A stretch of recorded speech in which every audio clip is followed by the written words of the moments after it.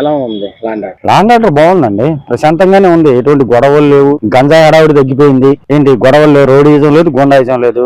పనులు చేసుకున్న వాళ్ళు పనులు చేసుకున్నారు, ఉద్యోగాలు చేసుకున్నారు ఉద్యోగాలు లేదు, వ్యాపారాలు చేసుకున్నారు. ఎటువంటి ఇబ్బంది లేదు. అంటే వైసీపీ వాళ్ళు అంటారు గవర్నమెంట్ వచ్చిన తర్వాత కక్ష సాధింపులు చేస్తుంది, అరెస్టులు చేస్తున్నారు. ఏమంటే గతంలో వైసీపీలో చేయరాని నేరాలు చేయరాని తప్పులు చేశారు. మరి తప్పులు చేసిన వాళ్ళు వదిలేయమంటారు ఏంటి? వీళ్ళు తప్పు చేసినోడు శిక్ష పడాల్సిందే, అది చట్టం ప్రకారం న్యాయం ప్రకారం శిక్ష పడాల్సిందే. ఇప్పుడు చంద్రబాబు గారు ఏమి కక్ష సాధింపు రాత్రులు ఇళ్ళకి పంపించి గోడలు దుగ్గిపించి పోలీసు వాళ్ళు బయటికి నుంచి ఎత్తిరండి అని చెప్పట్లేదు కదా. ముందు నోటీస్ ఇస్తున్నారు, అరే బాబు నువ్వు అవినీతి చేసావు, నువ్వు ఇలా తప్పు చేసావు అని నోటీస్ ఇస్తున్నారు, తీసుకెళ్తున్నారు, కస్టడీలోకి తీసుకుంటారు, కోర్టులో పెడుతున్నారు. కోర్టు శిక్ష వస్తుందో లేకపోతే బెయిల్ ఎత్తుందో లేకపోతే రిమాండ్ పంపిస్తుందో ఇంకా న్యాయస్థానం ఇష్టం. అంటే ఇప్పుడు ప్రజల సమస్యలు ఉన్నప్పుడు రాని మా జగన్మోహన్ రెడ్డి గారు ఈ రోజు ఎవరైనా చనిపోతే రావటంపై మీకు ఎలా ఉంది? జగన్మోహన్ రెడ్డికి శవం కనబడాలండి, శవం కనబడితేనే వస్తాడు. అంతేగాని ప్రజా సమస్యలు అతనికి అనవసరం, రాష్ట్ర అభివృద్ధి అనవసరం, సంక్షేమం అనవసరం.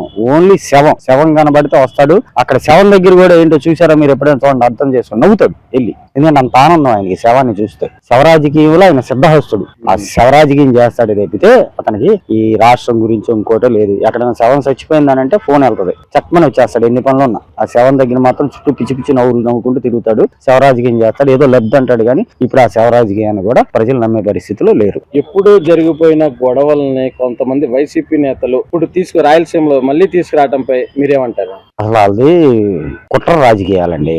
అసలు రాయలసీమ రత్నాలసీమ కింద ఉండేది. గతంలో జగన్మోహన్ రెడ్డి పాలనలో మొత్తం రచ్చ చేశారు. ఈ టైంలో కూటమి ప్రభుత్వం వచ్చింది కాబట్టి అదేదో ప్రశాంతంగా జరుగుతుంది. దీని మీద కూడా విషం చెమ్మాలి కాబట్టి ఏదో రకంగా ఆ విషం జల్లే కార్యక్రమాలు చేస్తున్నారు.